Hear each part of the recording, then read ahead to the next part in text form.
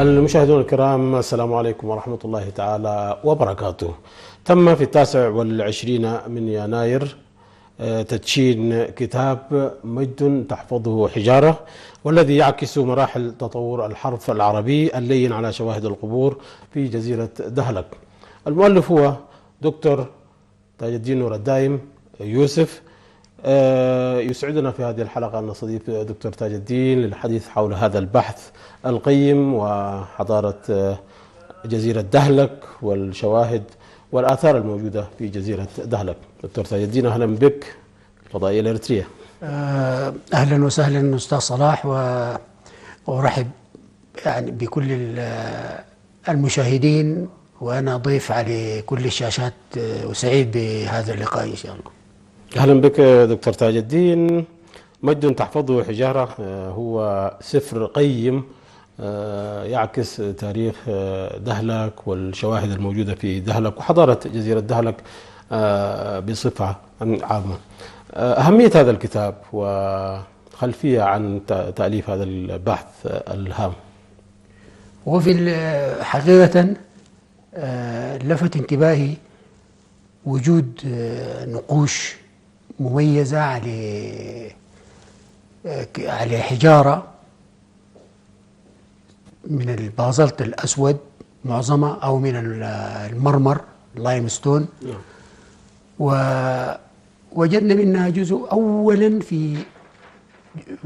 في مدرسة إبراهيم سلطان حاليا، ما أدري إيش كان اسمها. ووجدت في المتحف الوطني الإريتري لما كنت مدير له، وبدأت من الوقت ذاك الاهتمام بها، ومشيت دهلك، بدأت أتكرر إلى دهلك أكثر من مرة لإجلاء بعض الحقائق. أولا، أهم عنصر في الشواهد هو الخامة نفسها، الحجارة المنقوش عليها. والحجارة طبعا عندها متوفرة عندنا في منطقة جزيرة ديسي، يعني فيها كمية بتاعت مقالع بتاعت حجارة، وأقرب لدهلك الكبير موقع موطن النقوش. وفي منطقة أم كلو، دي كلها مناطق يعني بمصدر ضخم جدا لأنواع الحجارة دي. ويبدو لي إنه الحجارة أساسا بداية يعني بدأت كمطاحن، يعني للغلال، يعني المطاحن العادية المرحاكة اللي يقولوا عليها. وبعد كده يعني استفاد منها الخطاطون يعني الفنانون في دهلك، ونقشوا عليها هذه الشواهد. نعم دكتور تاج الدين. طيب، يعني هل حدثتنا حول مراحل إجراء هذه الدراسات وهذه البحوث؟ هي الدراسة عن نقوش دهلك كان تم الحديث عنها قبل كده في ندوات يعني سابقة في الفضائية الإريترية، وفي الصحيفة الإريترية الحديثة.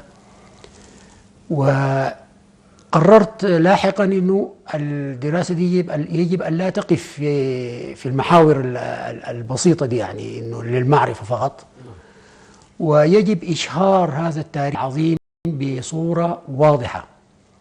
فعملت دراسة الماجستير في جامعة السودان للعلوم والتكنولوجيا في كلية الفنون، بحث تطبيقي عن تصميم حرف رقمي للحاسوب مستنبطا من نقوش جزيرة دهلك. والحرف ده سميته دهلك 1، وحاليا أنا بستعمله يعني موجود، سبق أنه هديته إلى مكتب الرئيس، لأنه حرف غير قابل للتزوير أو التزييف، يعني حرف مميز محمي. وبرضه يعني ما اكتفيت، لأن من خلال الدراسة بتاعت الماجستير اكتشفت أنه النقاش اللي كان بيدور حول الحروف اللينة، النسخ والثلث، وما كتب عنه في مختلف المحافل ومؤتمرات كبيرة جدا اتعملت، وفي مستشرقين كثيرين جدا كتبوا عنه، بيشيروا إلى نقش موجود في متحف الفن الإسلامي في القاهرة. ومن خلال اطلاعي على النقوش ومطالعتها وتفكيك رموزها، اكتشفت انه نحن عندنا شواهد قبور في دهلك مكتوبة بالحروف اللينة ومثبتة التاريخ. يعني مش انه مكتوبة بالحرف اللين فقط، مكتوبة بالحرف اللين وعليها تاريخ نقشها. لاحظ انه نقش على الحجر، يعني غير قابل للتزوير او التزييف، يعني بعكس الوثائق الورقية ربما تتعرض لنوع من العبث عليها والتغيير فيها، لكن نقش على حجر مثبت التاريخ وبيحمل اسم الكاتب. يعني دي من الأشياء التدقيق طبعا. عشان كده التفكيك الرموز بتاعت نقوش دهلك استغرق مني تقريبا حوالي 11 سنة تقريبا. يعني ده بالرحلات الميدانية. أنا طبعا باحث ميداني، يعني بثق فقط فيما أرى وما ألمس من الوثائق. والمعروف أنه البحوث الميدانية هي يعني أصدق أنواع البحوث، لأنه الكاتب بيتحمل مسؤولية إثبات أحداث أو وقائع النموذج أو الرمز. فاكتشفت أنه يعني نقوش دهلك قابلة لأنه يعمل فيها دراسات أكبر من كذا بكثير، يعني أكبر من الماجستير. لذلك عملت الدكتوراه، لكن ما عملت الدكتوراه في كل النقوش بتاع دهلك. عملت في حرف واحد فقط من نقوش جزيرة دهلك، اللي هي الحروف اللينة. طبعا نقوش دهلك كانت تكتب بما يسمى الحروف الكوفية، مع انه هي اساسا مش كوفية. يعني هو الكوفيك، بيقول له الكوفيك هو حرف هندسي اكثر، يعني كله زوايا، وفيه بعض الانحناءات في بعض المواقع، لكن من ضرورة الحرف نفسه. لما تطور الحرف الكوفي ظهرت الحروف اللينة اللي هي الحروف الدائرية أو أجزاء فيها أجزاء دائرية، اللي هي النسخ والثلث. ونسخ طبعا معروف، النسخ معناه يعني كوبي، يعني تنسخ الشيء معناته تعيد كتابته. وتطور الحرف النسخ والثلث، وبعده جات حروف كثيرة جدا، منها الديواني والديواني الجلي، يعني الحروف العربية كثيرة جدا. واللغة العربية يعني الحرف العربي غني جدا بأشكاله. فبدأت يعني الدراسة حول الحروف اللينة فقط، وأخذت فيها درجة الدكتوراه في الحروف اللينة. ودي جعلت من الحدث طبعا PhD معناها درجة فلسفية، هي يعني درجة بتاعت شيء جديد، يعني فيلوسوفي ديجري، يعني تكتشف شيء جديد مش تكرر شيء موجود. ففي نقوش دهلك اكتشفت الحروف اللينة بتاريخها المثبت والفترة التاريخية بتاعتها، وبالتالي دخل الكتاب الذين نقشوا نقوش دهلك، ونقوش دهلك نفسها دخلت من ضمن الوثائق العالمية للحروف اللينة كإثبات. طيب دكتور، ذكرت بأنه حطيت ثلث والنسخ في حديثك. نقوش جزيرة دهلك هل هي أحد مصادر التوثيق لخطي النسخ وثلث في الوقت في اللغة العربية؟ بالتأكيد. يعني دراسة الكتاب الموجود أمامك، ودراسة الدكتوراه اللي عملتها فيه، وما أثارته من لغط ومن اهتمام في كلية الفنون الجميلة التطبيقية. طبعا كلية من الكليات العريقة المعروفة عالميا، يعني ومعترف فيها حتى من الرويال كوليج، لأنه هي أساسا كانت جزء تقريبا، يعني الرويال كوليج في بريطانيا معترفة احتراف جازم جدا كانت بكلية الفنون الجميلة والتطبيقية في السودان. حتى يعني الملكة إليزابيث لما جات زارت السودان، القادة كلهم اللي بيجوا كانوا يزوروا يعني من أوروبا من أفريقيا بيزوروا كلية الفنون الجميلة كواجهة، وواجهة عريقة جدا. ففي كلية الفنون أثارت هذه الدراسة يعني اهتمام بالغ، لأنه قلبت كثير من الموازين عن تاريخ الحرف العربي. طبعا في الدراسات النظرية وفي الدراسات التطبيقية في كلية الفنون. فالدراسات النظرية تحديدا يعني بعد الدراسة دي يعني في أشياء كثيرة تغيرت في مفاهيم الدارسين ومفاهيم بعض الإخوة اللي كانوا معنا في يعني في كلية الفنون. وما عملت من ندوات أو محاضرات عن الحرف العربي، تطور الحرف العربي في نقوش جزيرة دهلك والحرف اللين تحديدا، يعني بالتأكيد أدخل نقوش جزيرة دهلك كأحد أهم الوثائق. وواحد من النقوش اللي كان يشار إليها دائما في الدراسات وفي اللي عملت عن الحرف العربي اللين، النسخ والثلث، يشيرون المؤلفون والكتاب يعني الدارسون يشيرون إلى نقش موجود في متحف الفن الإسلامي. وطبعا بالضرورة أنا كباحث ميداني لازم أمشي أشوف النقش ده من ضمن يعني المطاردة اللي كنت بقوم بها لنقوش دهلك خارج الوطن، لأنه عندنا تقريبا أكثر من 300 نقش خارج إريتريا ما موجودة عندنا، يعني دي حملت بشكل أو آخر إلى خارج إريتريا وكلها نقوش يعني معتبرة. من ضمنها لما وجدت انه في مؤلف لجيوفاني اومان، طبعا هو من الناس البايونيرز يعني الرواد في دراسه النقوش الكتابيه في جزيره دهلك تحديدا، وذكر انه في عنده جدول فيه نقوش جزيره دهلك خارج اريتريا في مصادر الموجوده. ودي من ضمن المطاردات اللي عملتها يعني استنادا على ما كتبه جيوفاني اومان. يعني ذكر انه في الهند في نقش واحد، فمشيت الى بومبي فلقيت انه نقل الى كالكتا في شمال شرق الهند، وكانت يعني ما تمكنت انه اشاهده وغير موجود في الوثائق اطلاقا. في مصر تقريبا موجوده 9 أو 6 يعني حسب الموجوده في الكتاب، انا ما اتذكر الرقم بالضبط.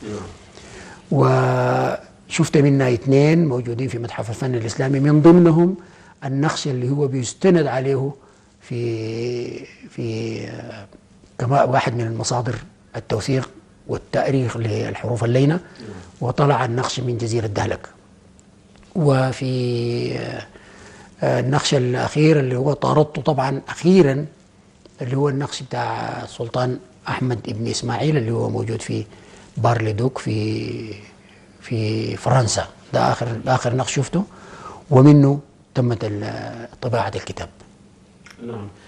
طيب، تأثر الحرف العربي في جزيرة دهلك بحروف الكتابة الجعزية وبحروف خطي المسند والثلث؟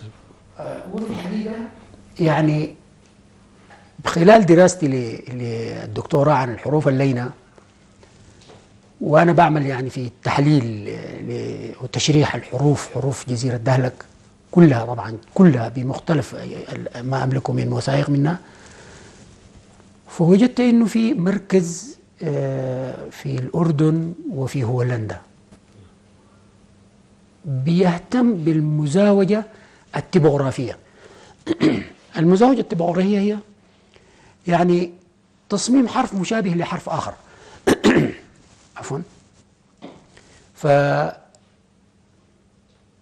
إنه نقوش دهلك يعني المزاوجة التبوغرافية ظهرت تقريبا في يعني قريب يعني في الألفينات، في حين إنه في نقوش دهلك يعني قبل تقريبا 900 سنة كان في مزاوجة تبوغرافية بين حرف الجئيز والحرف العربي. الحرف الجئيز طبعا بيستند إلى السطر الأسفل صعودا إلى أعلى السطر، بين سطرين بيكتب. الحرف العربي بيكتب على 3 سطور، سطر الارتكاز وأسفل السطر وأعلى السطر. يعني في حروف ساقطة اللي هي تحت سطر الارتكاز، وفي أعلى السطر اللي هي فيه الحروف الرأسية، يعني زي الألف واللام والكاف وكده، دي إلى أعلى السطر. لكن في حروف الساقطة زي الواو والدال والراء والجيم والعين والغين والقاف والفاء، دي بعضها على مستوى سطر الارتكاز وبعضها أسفل سطر الارتكاز. ففي نغوص جزيرة دهلك كمحاكاة للحرف المتوفر وقتها كان اللي هو الحرف السابق، حرف الجئز، فكان في تقريبا شبه مزاوجة، أو فعلا هي مزاوجة تيبوغرافية. يعني نجد إنه الواو، حرف الواو يكتب في السطر وينزل إلى أعلى أسفل السطر ويرفع إلى أقصى ارتفاع السطر، يعني يشغل كل الفضاء الموجود في أعلى الحرف. ودي الحروف الساقطة، يعني ده من الأشياء اللي كانت ملفتة جدا بالنسبة لي، وذكرتها طبعا في الكتاب مذكورة، لأنه في المزاوجة التيبوغرافية وتاريخ اللي هي في البايونير بتاعها طبعا هدى أبي فارس، يعني من الناس المصممة بارعة جدا، وهي تقريبا بيكتشفوا النوع ده من المزاوجة التيبوغرافية، لكن هي في نغوص دهلك سابقة للأوان ده. يعني المزاوجة التيبوغرافية في بس الاسم طلع عليها اسم جديد، لكن المزاوجة التيبوغرافية قديمة جدا في نغوص جزيرة دهلك. الشيء الثاني والمهم جدا انه الحرف العربي يعني قبل الإسلام كان حرف يعني ممكن أطلق عليه حرف متخلف جدا، يعني ما فيه درجة الوضوح حتى والتشكيل بتاعه الموجود، ولا بشكل الحرف تجويفه تقويره والله بتسطيره، وحتى يعني الحروف التطور اللي ظهر بعدين لاحقا ظهر يعني في فترة بتاعت الحكم الدولة العباسية والدولة الأموية، يعني في الوقت داك حتى. يعني ممكن أقول بكل ثقة إنه الإسلام نزل رحمة، القرآن نزل رحمة بالحرف العربي، يعني تجويد الحرف العربي ظهر نتيجة للقرآن الكريم. فالحرف المسند اللي بيطلق عليه الجزم يعني هو أساسا من الحروف الجئزية، يعني باء يقول لك قلب وقطع، وطبعا قطع معناه الجزم، يعني قلب وقطع، يعني لو في الكتاب هنا موجودة طبعا بتاعت أنا أشكره جدا مؤلف يمني تطرق له، هو حريف كاتب وقارئ ومصمم للحرف، حروف المسند، وعنده مؤلفات عنها، سلطان المقطري. فسلطان المقطري ذكر يعني جايب تشريح للحرف العربي اللي هو المسند في القلب والقطع، وكلها من حروف جئزية، الحرف الجئزي اللي كان متوفر وموجود. نعم دكتور، سنواصل في الحلقة الثانية من هذا اللقاء. مشاهدينا،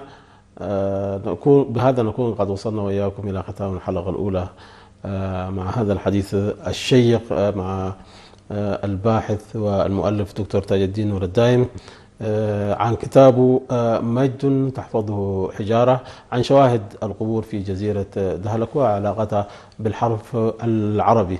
حتى جديد الملتقى، السلام عليكم ورحمة الله تعالى وبركاته.